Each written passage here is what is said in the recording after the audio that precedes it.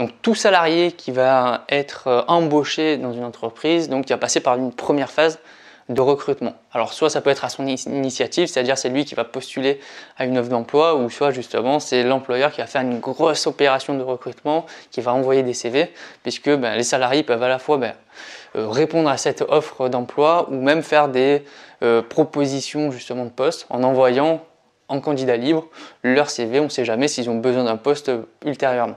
Donc il y a 3 principes qui vont régir justement cette phase de recrutement. Donc on va les voir tout de suite. Le premier principe, et c'est celui qui est super important, pour qu'un recrutement soit valable, il faut qu'il n'y ait pas de discrimination.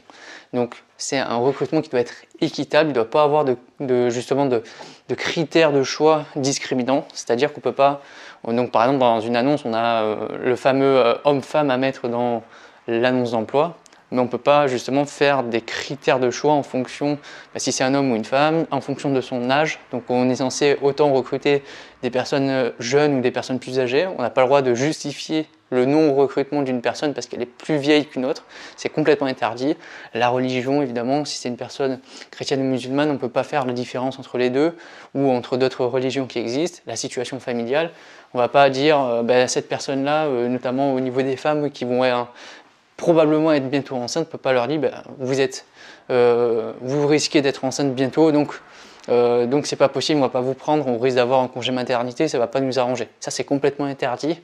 Et bien sûr une personne, même si elle a une santé fragile, on va pas lui repousser son recrutement, on va pas lui justifier qu'on va pas la prendre parce qu'elle a une santé assez fragile. Voilà, il n'y a que la médecine du travail qui peut le faire et pas l'employeur. Donc ça c'est premier critère, premier principe de recrutement, aucune discrimination dans le choix des candidats et dans le choix et tri des CV. Deuxième chose, dans le recrutement, on n'a pas le droit à poser des questions privées. C'est-à-dire qu'on va faire un entretien de recrutement donc téléphonique ou physique, et donc on va faire un entretien professionnel. Donc on va poser uniquement des questions qui vont être en lien avec le poste. Par exemple, on va poser des questions sur le passé du candidat, sur ses différentes expériences, sur le poste à pourvoir. Justement, est-ce que le candidat il connaît un peu ce poste? On va lui définir et lui poser des questions par rapport aux attentes en lien avec ce poste, mais on ne peut pas lui demander des questions privées. Est-ce qu'il est en couple avec une personne ou pas? Qu'est-ce qu'il fait de ses journées ou autre? Ça, c'est complètement illégal. On n'a pas le droit de le faire en recrutement.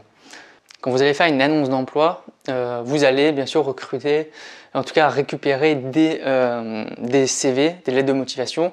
Et dans ces CV, ces lettres de motivation, il y a beaucoup d'informations sur la personne, son nom, son prénom, son adresse, son numéro de téléphone, il y a son passé, son expérience professionnelle, donc tout ce qu'il a fait, les entreprises dans lesquelles il a travaillé.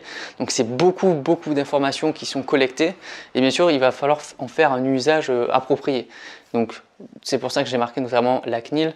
Normalement, voilà, dans le cadre justement de la CNIL pour la loi informatique et liberté, ces données doivent être utilisées juste à des fins professionnelles, elles ne doivent pas être vendues sans l'accord de la personne, elles ne doivent pas être utilisées sans l'accord des personnes et surtout la collecte d'informations doit être loyale, c'est-à-dire qu'on ne va pas pouvoir engager un détective privé pour aller surveiller ces candidats, pour aller sur les réseaux sociaux et scruter le moindre fait et geste pour voir si c'est en correspondance avec leur CV ou leur lettre de motivation.